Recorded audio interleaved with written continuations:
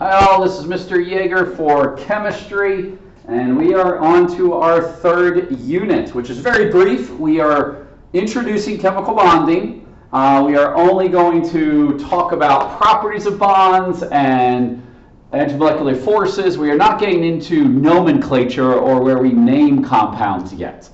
So this is very much going over why do they form bonds, what are the types of bonds out there, and everything else like that. So fairly brief. This will be the longest video of all of the videos that will be done. It just has the most information going over everything about chemical bonds. So here we go. Again, this presentation was made by another very, very good chemistry teacher. I just want to make sure that they know that they get credit. Here we go. All right, why do atoms bond? Okay, so we've been looking at atoms and elements alone so far. All right, we've been looking at them as individual elements, all right, individual atoms, but in the end, we started introducing this some in the last unit with the periodic table. We said a lot of elements do not want to be alone, okay? They are very reactive, they are not happy in their current state, so they need to do something to lower the energy that they have. Again, chemistry is all about reducing energy. So atoms really exist alone, and so they form bonds to become more stable. It is better for them to be with something else than to be alone. Most atoms. Obviously, there are things like the noble gases, which we said don't like the bond because they already have that full outer energy level, the full number of valence electrons. But all the other atoms, they want to get to that, so they want to form bonds. Okay? A chemical bond itself is an interaction between atoms that binds them together. There is a force, okay? There is a force that is drawing them together, okay? We actually call that an intramolecular force, all right? I'm going to kind of just highlight that term, all right? An intramolecular force because it's occurring inside the compound itself. It's between the atoms that's creating that. So these are very strong. They are within the atom itself, okay? And it's what's binding these two elements, these two atoms together, okay? This will result, the reason they're doing this is it results in a change in the number of valence electrons that the two elements, two atoms, feel like they have. All right? It could very well change what they have, but it also could be a situation where we're going to get into sharing, where they both feel like they have the correct number of valence electrons to be stable, which again is 8. All right? So, the type of bond that we have depends on how those electrons are, I'm going to use the word, I guess, redistributed. Like, what happens to those electrons between the atoms, okay? And so, when this bond does form, because these electrons are being shared, altered, handed over, we do change the chemical properties of what the elements are into the chemical properties of the compound, okay? So there is a chemical change that will occur when the bond occurs, all right? The elements alone are different, they have different properties than the compound of those elements, okay? The two types of bonds we're going to be looking at are ionic and covalent.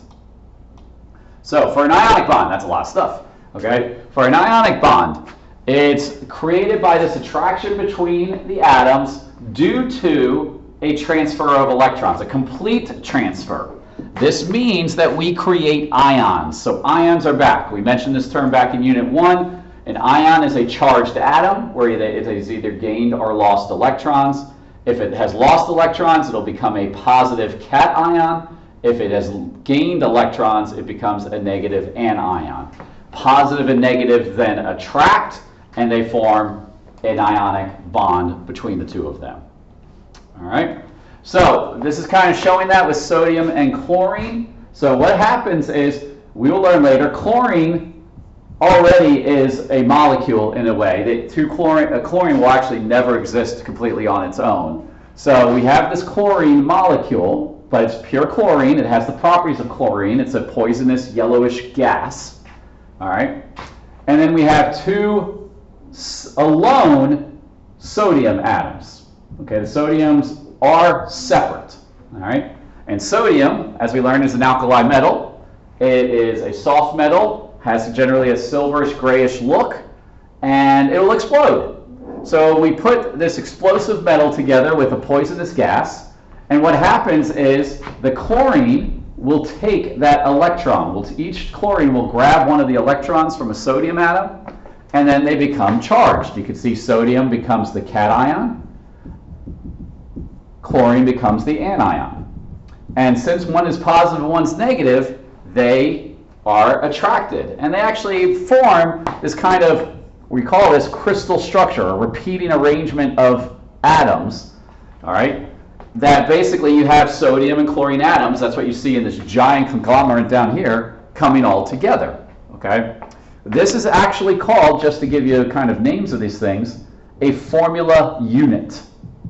Okay, that's what we call an ionic compound when it comes together. And then this is, it looks like water, it looks like an ice, all right? But a salt crystal is what's created. Okay, you actually have a little salt crystal is what's formed, all right? Obviously, when you're talking about billions and quadrillions of these atoms come together, that's what you're seeing in front of you. You're never going to be able to see just alone. And again, sodium chloride, the sodium chlorine compound, ionic compound, is not just one atom, one atom. We're going to talk about that later. It's actually a repeating arrangement that's a 1-to-1 ratio of sodium and chlorine. Okay, so in that ionic bond, the negative charged anion is attracted to the positively charged cation. This is very important. Cations are usually metals, and they have low electronegativity values. Anions are usually nonmetals, and they have high electronegativity values. Remember, electronegativity is the ability of an atom to pull an electron from another atom. So when an anion has a high electronegativity, it's able to pull an electron from something with a low electronegativity, hence sodium, okay? And we have metals and nonmetals that do that together to form an ionic bond, all right? So that's where I just said, due to the large differences in electronegativity, this will form. It's formed between a metal and a nonmetal, and the electrons are, keyword there, transferred. Transferred, okay? So here's just another picture of it. You can see atom A is transferring its electron to atom B, and they form an ionic molecule of a positive and negative ion that are attracted to each other.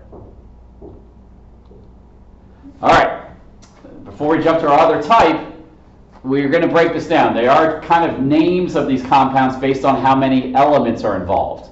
The most common one we will run into is a binary compound. A binary compound is one, as the name implies, bi means two, all right, that it has two different elements, okay? Each element starts with a capital letter. We'll really hammer that more in the next unit, but we'll start at least looking at it right now. So binary is a two-element compound. We have a ternary. A ternary stands for three-element compound. And a three-element compound usually has something called a polyatomic ion. So a polyatomic, poly means many, a many-atom ion. It's an ion that has two or more elements that we will learn are covalently bonded. We'll figure out what that means in a minute. But they still have an overall charge, okay? We'll show a list in class at another time, or you can look at a list on your own if you're watching this from another school. All right? We do need to remember our ionic charges that we learned back in Unit 1, okay? The nice thing is the periodic table tells us the charge again, where the first column is +1, the second column is +2. We are kind of ignoring the middle in on-level chemistry, and then we hammer +4 on the other side, +1, +2, let me write this out, +1, +2, +3 in column 3 or 13 on the other side, +4, and then it switches, -3, -2, -1, and this right here is the noble gases. So if you could keep this arrangement in mind, 1, 2, 3, 4, 3, 2, 1, 0, and you can kind of count it up. It has to all fit. You can remember what the charge is for any element in this list below it. So chlorine is in this one, -1. Over here we got nitrogen. Nitrogen is -3. Aluminum is +3, etc., etc. So you should hopefully be able to identify the type of the ion and type of ion based on where it is. The ion number, the charge, I should say. Don't forget, that the symbols for an ion, we use the chemical symbol, and then we write the charge as a superscript or an exponent.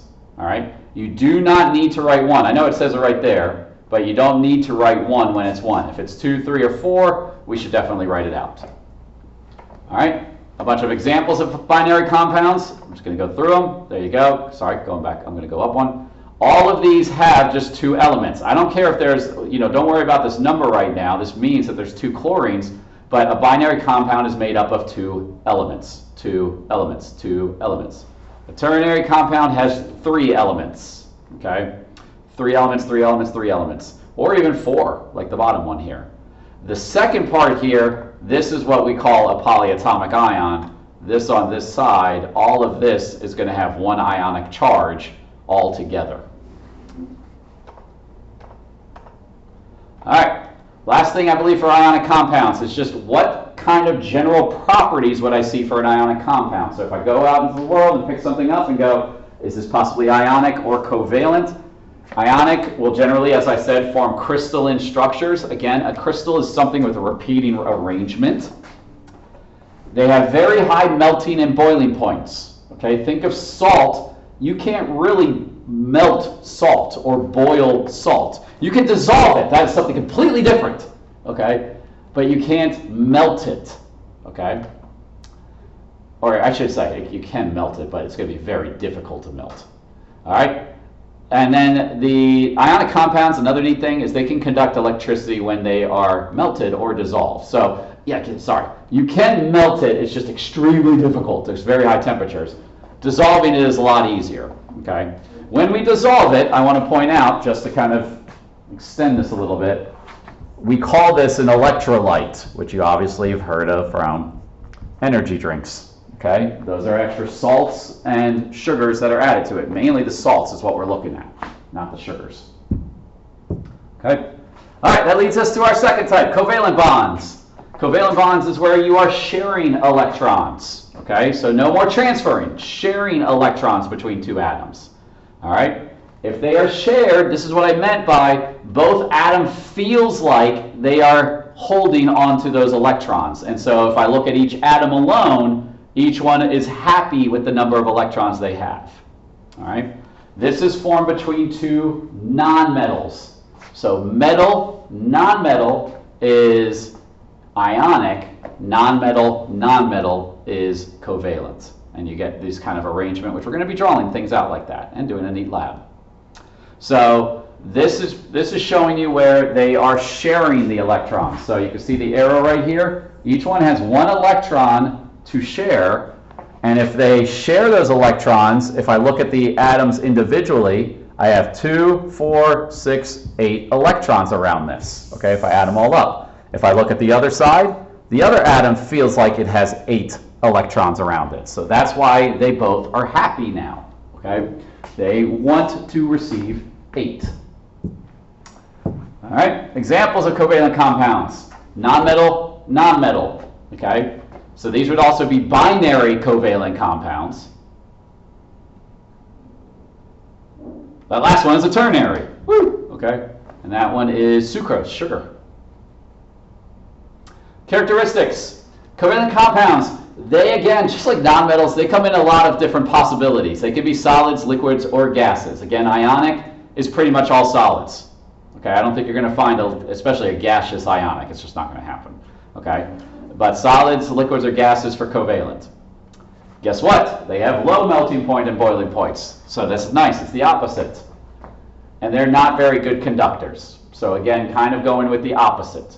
They do form these repeating arrangements. So I don't want to say that they don't form these kind of crystalline solids. I mean, the main one you can think of there is ice with water. But they're not as tightly arranged as ionic compounds. All right, there are 2 types, well not 2 types, there's a couple different types of covalent bonds. We call them, it's basically based on how many electrons they're sharing. So a single covalent bond is when they are sharing 1 pair or 2 electrons between them. A double bond is where they're sharing 4 electrons or 2 pairs. And a triple covalent bond is where they're sharing actually 6 pairs of electrons.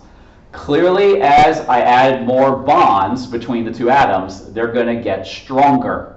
Okay, a triple bond is going to be obviously more difficult to break than a single bond. Okay, there you go. I knew that was coming. All right. Additionally, there's another adjective we might add to covalent bonds, and that is whether they are polar or nonpolar.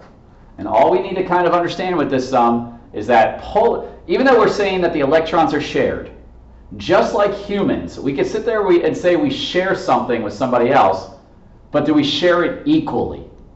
Okay, or do we just give them a little bit and share, part of what I have, but I keep the majority of it? Or do you share almost all of it and you only keep a little? Okay, so we have polar covalent bonds, and that's where the electrons are not shared evenly. We'll learn in a little bit that this is where they form poles. Like we actually have like a positive and negative pole to this bond because the electrons are shared a little bit more. Like one side of the bond holds the electrons for a little bit of extra time to become slightly charged. Okay, that's kind of a picture of it. That's a very classical chemistry type picture showing the idea that the electrons are not being shared equally. Versus a nonpolar covalent, electrons are shared equally. This is pretty much only done by atoms that are exactly equal. It has to do with electronegativity. Okay. So to review, you got this little diagram here. You have your covalent bond on the left where they're sharing, and then your ionic bond on the right where they transfer electrons. And that's it. So make sure you know how to distinguish between the two types based on what the electrons are doing, based on the type of atoms, based on the properties, and be able to look at the compound formulas themselves and go, do I see a metal and non-metal, or a metal and a non-metal, or a non-metal non-metal to identify the type. That's it. Thank you.